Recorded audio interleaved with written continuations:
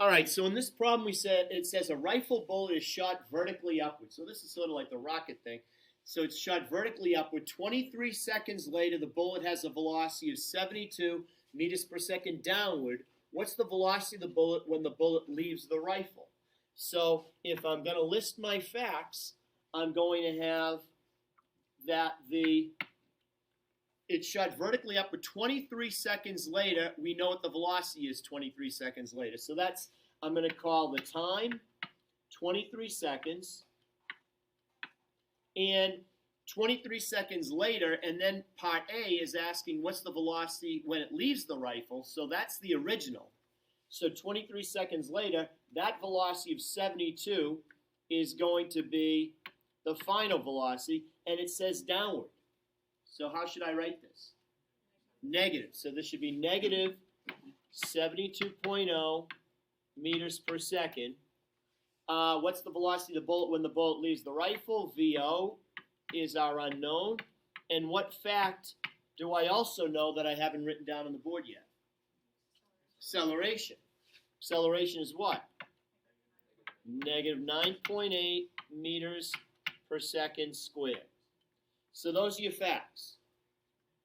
So step 2 is to pick the correct equation. The only fact we didn't write down is S. And the only formula that doesn't have S is VF equals VO plus AT. And I do have to do some algebra because VF isn't the unknown. VO is the unknown.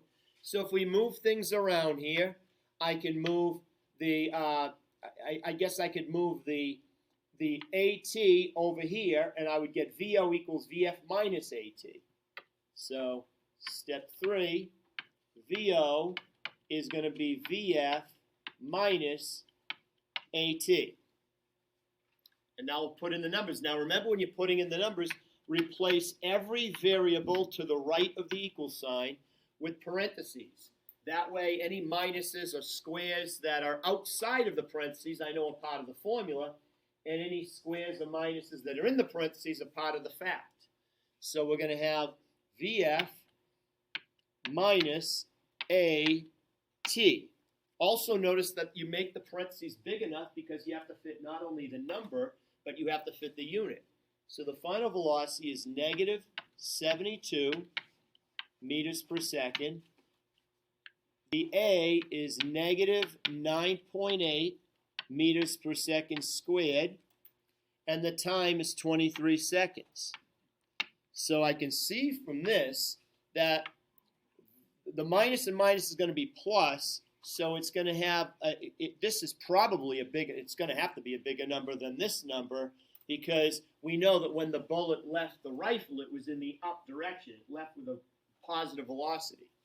So if you solve that, you get your original velocity as what? Did I give you the answers for these? 153.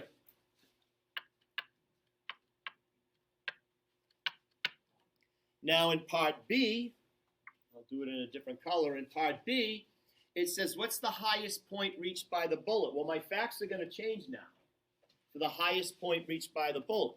What's going to change is that I'm now going to be looking for an S. So now my step 1, I'm going to be looking for an S. And I know that at the highest point, what will the velocity be? 0. So the final velocity is going to be 0 meters per second. And why does it become 0 after it leaves the rifle? At some point, why does it become 0? Because of what? But on the way up, why does it eventually become 0? Why is it slowing down on the way up? Because of gravity. So acceleration due to gravity is still going to be negative 9.8 meters per second squared.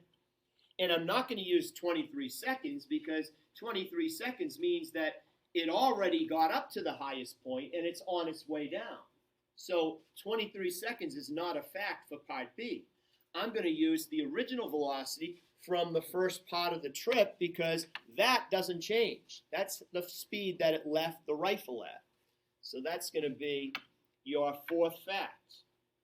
So your original velocity is 153 meters per second.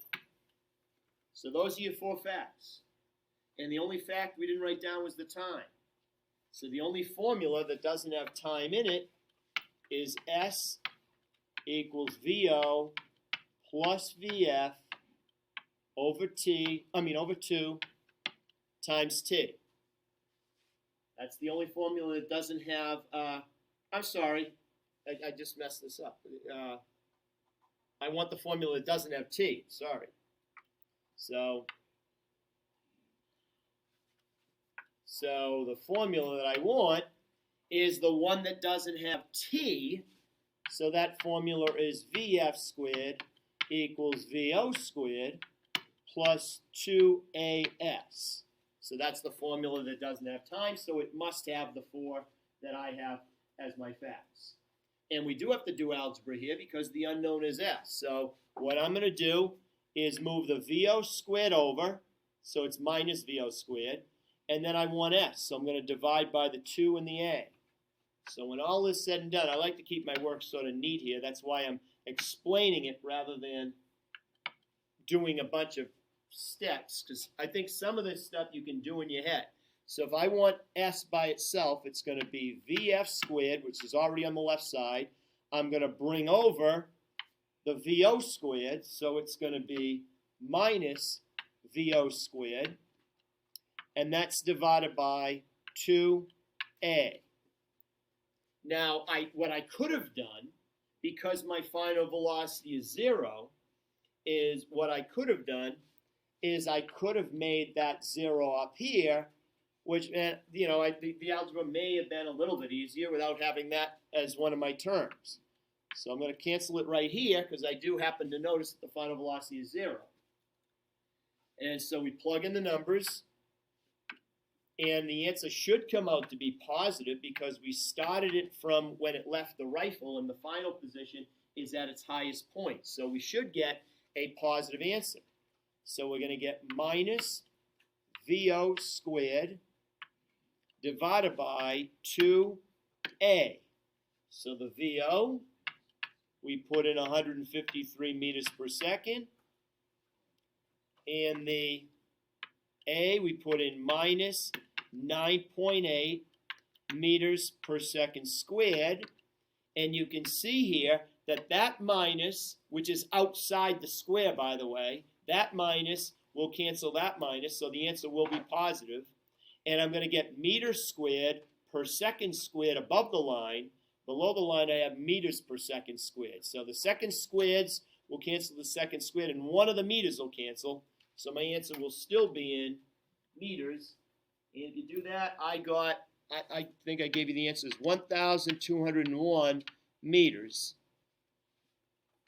Now that's putting 4 significant digits, so it really is 1,200 meters to 3 significant digits, or I would write that as 1.20 times 10 to the third meters.